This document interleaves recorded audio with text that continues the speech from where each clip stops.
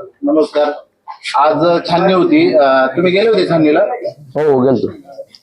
तर तिथं समोरच्या उमेदवारांनी सुनीताई बोराडेंवर काहीतरी आक्षेप घेतलाय.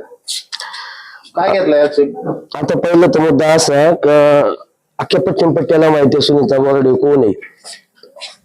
आणि दुसरा विषय असता तर तो आम्ही मान्य केला असता की तुम्ही आक्षेप घेतला ती आदिवासी आहे का नाही या गोष्टीवर जो आक्षेप घेतलाय ना त्यांच्या आजपर्यंत राजकीय कारकिर्दीला ही गोष्ट शोभणारी नाही. मला साहेबांनी हा विचार केला पाहिजे का तुमच्या पायाखालची जमीन ही निसटली. तुम्हाला ज्याला त्या गोष्टीला उत्तर द्यावं लागतं, ज्याला त्या गोष्टीला आक्षेप घ्यावा लागतो. साहेब तुम्ही मोठे आजही 25 वर्ष तुम्हाला आमच्या सगळ्या लोकांनी मोठं केलं, अख्ख्या पश्चिम पट्ट्याने मोठं गेलं. आजही तुम्ही आजपर्यंत सगळ्या पश्चिम पट्ट्यातल्या नेत्यांना जर विचारलं ना तुम्ही कोणाला मोठं केलं तर असं एकही नाव नाही की त्यांनी त्या व्यक्तीला तुम्ही मोठं केलं. मग आज जोपर्यंत चालत आलाय हा सगळा संघर्ष, या संघर्षामागे आजच का तुम्हाला आज एवढ्या 25 वर्षाच्या कारकिर्दीत आतापर्यंत तुम्हाला असं का वाटलं का आदिवासी किंवा आदिवासी हे नाव यूज करून सुनीता बोराडे ही आदिवासी नाही त्याच्यामुळे तुम्ही आक्षेप घेतला 25 वर्षात का नाही घेऊ शकले तुम्ही? याचा अर्थ 100% तुमच्या पायाखालची जमीन ही निसटले. तुमचे स्वतः विश्वास नाही का मी ही निवडणूक पार पाडू शकतो का नाही मुद्दा आहे. आणि दुसरं देवराम लांडेंना जातीवर आक्षेप घेण्याची वेळ आली, याचा अर्थ काय? सगळं सगळं अर्थ याचा का त्यांची मानसिकता खालावली. ते फक्त बोलतात हे दम ठोकटणे वगैरे जे आहे ना साहेब, आम्ही पण बनखाईंच्या खानदानीमधून येतो सगळे बोराडी कंपनी. जेव्हा जेव्हा या समाजावर अन्याय झालाय ना तेव्हा उठाव देवळापासूनच झालाय. हा उठाव इथून पुढे असाच अविरत चालू राहील. काळजी करू नका. दम ठोपायचा असतील ना ह्या अशा पोरांवर किंवा एखाद्या मर्दावर ठोपण्याचा प्रयत्न करा. असं लेडीजची निवडणूक असली ठोपण्याचा प्रयत्न करू नका. प्रत्येक समाज हा तुम्हाला 100% उत्तर देईल.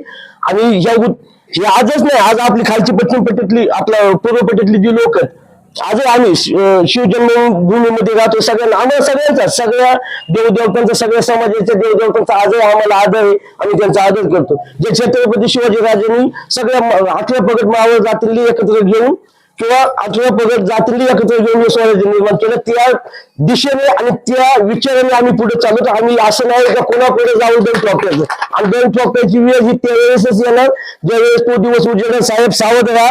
ही डोक्याची घटना जी तुम्ही आमच्या गळ्यात बांधता ही तुमच्या समोर कशी फिरते हे बघा.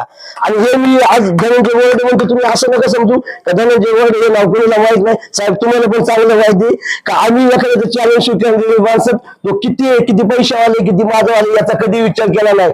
लढत संघर्ष आव्हानं आणि तुमच्या 25 कारकिर्दीत घडला नाही असा हा संघर्ष आम्ही करून दाखवू. विश्वास नाही आपण काय करू शकतो. याच्यामुळे त्यांनी ही लोकांमध्ये संभ्रम करायचा निर्माण करायचा प्रयत्न केलाय. आणि त्यांना स्वतःची शाश्वती नाही आपण या गणात निवडून येऊ शकतो किंवा नाही. विषय असं झाला 25 वर्ष जे त्यांच्या सासऱ्याने आजपर्यंत लोकांमध्ये काम केलं त्याचा सुद्धा विश्वास यांना नाही तर हे बाकीचे लोक काही विश्वास ठेवणार आहेत. मोनालीताई लांडे यांनी 3 ठिकाणी फॉर्म भरायची गरज काय? दादा खरं सांगावं तर त्यांना स्वतः विश्वास नाही, पक्षावर विश्वास नाही, त्याच्यामुळे त्यांनी असं केलं असेल.